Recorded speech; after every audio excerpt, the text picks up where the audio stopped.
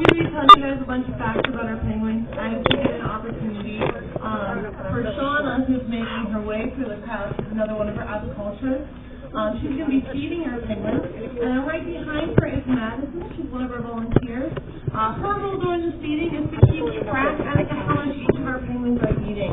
So we'll talk about why we do that and why that's so important here at the aviary in just a few moments. Here at Penguin Point, I do want to take a brief detour from talking about penguins and just mention our mews that are in the exhibit. You'll see me tossing out some food for you guys. They are a species of waterfowl that is native to parts of Europe and Asia in the wild. I like to talk about them because a lot of people think that they just kind of flew into the exhibit and decided to live here. Others don't believe it was put in the exhibit on purpose to show what a diving species of duck is like. And they would dive in rivers and lakes in the wild for their fish. But of course, you guys are mainly here to hear me talk about penguins and lots of meat. In the exhibit, we have 18 African penguins, and as the name does suggest, African penguins do come from the coastlines of southwestern Africa in the wild. That means that their climate in the wild is going to be very similar to what we experience here in Pittsburgh. They have a change of seasons just like us, with warm summers followed by much cooler winters. The main difference, though, between Pittsburgh and South Africa is that in South Africa, their lows for their winters are usually around 40 degrees, and they only see snow about once every 7 years, whereas we generally see lows that are a lot colder than that, and we also see snow very frequently here in Pittsburgh. So what we do here at the aviary to try to make the exhibit warmer for our penguins, supplement them with some heat, is we add different heat sources into the exhibit. So you heat hot water lines underneath the exhibit to help melt some of the snow and ice that accumulates. We also have heat lamps that we turn on whenever it gets below 40 degrees, and some of the rock work is heated too in the caves and stuff. The reason that this is very important is if you guys take a look at our penguins' feet, they don't have feathers on those feet, so they lack any insulation that birds that are found in colder climates would have. So we provide sources of ground heat to make sure that the ground is nice and warm for them to walk upon. So there are two things in common with where all the penguins come from in the wild. First off, they're all going to live south of the equator. So that means you'll find penguins native to parts of South America, Africa like our penguins, Australia, New Zealand, and Antarctica. If you guys are familiar with maybe snow-faced penguins or happy feet, you guys are familiar with emperor penguins. Those are the largest species of penguins. They stand about 4 feet tall, and they're generally about 90 pounds or so. Our penguins are obviously a lot smaller than us. They're about 2 feet tall, weighing about 6 to 10 pounds. Now, the other thing in common where all penguins live is they all live near cold water currents. That's because they're going to rely on these cold water currents for their food. Penguins just eat seafood, primarily fish, but they'll also eat shrimp, krill, and squid. And here at the aviary, we just feed our penguins fish. We did try to attempt to introduce squid as a food source to our colony, but as a whole, they decided to reject it, so we decided to kind of cut it from the diet and just offer them fish instead. Today we go out into the exhibit and they're fighting. If they're not hungry, they don't need to come up at every single feeding. In fact, there's one penguin that's hanging out right next to my feet right now.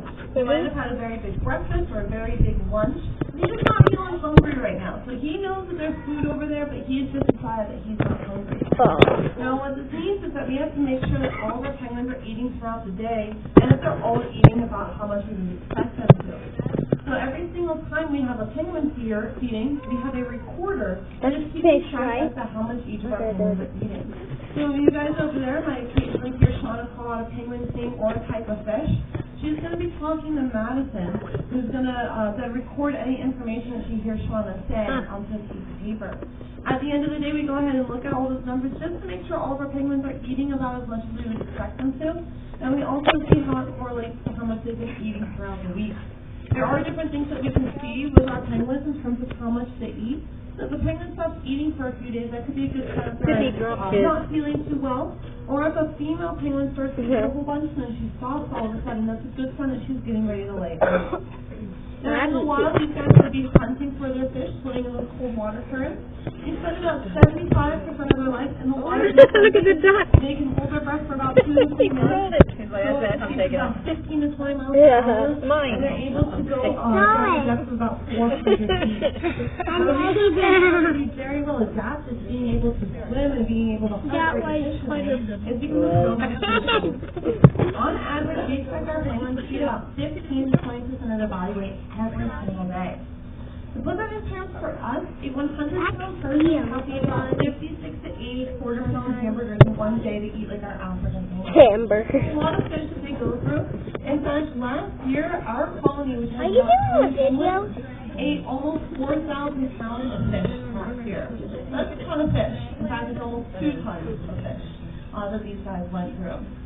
Now, here at Penguin Point, we currently have 20 penguins. 18 of them are on exhibit. We have 9 females and 11 males.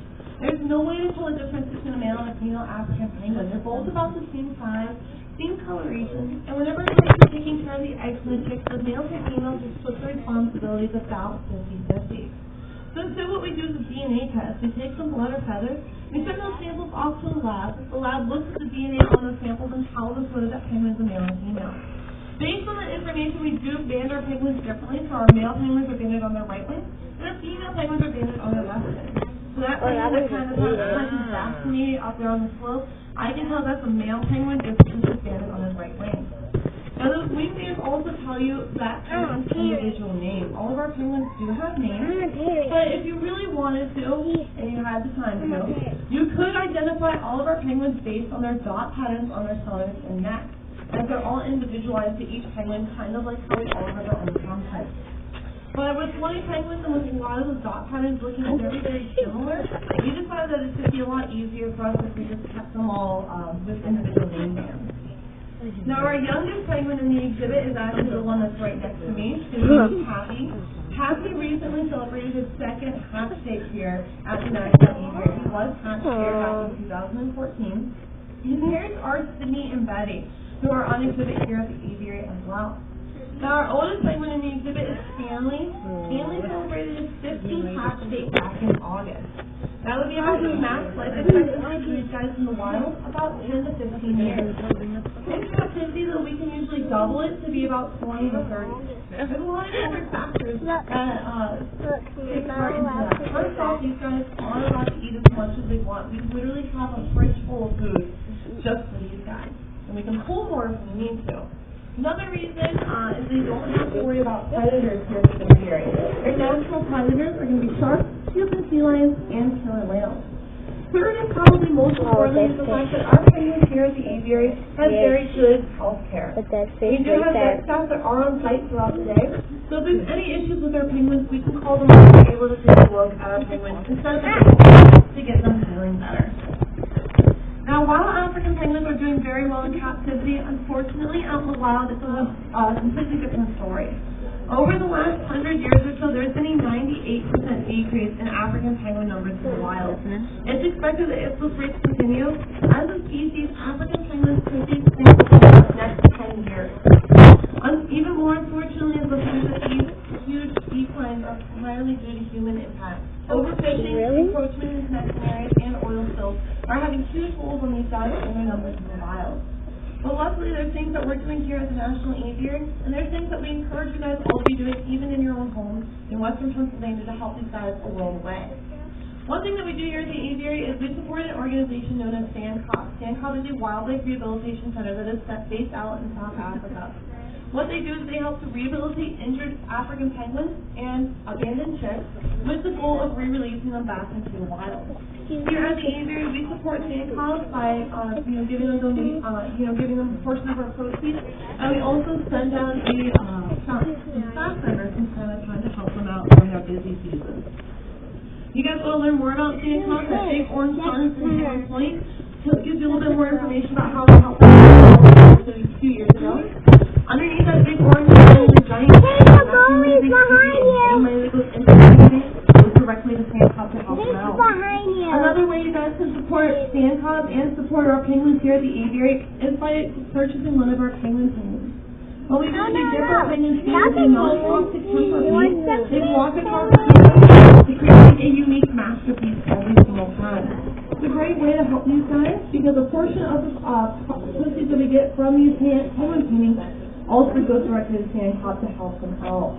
So it's a great way to help, penguins and to help them break their homes. Another thing that you guys can do is simply by making smarter seafood choices.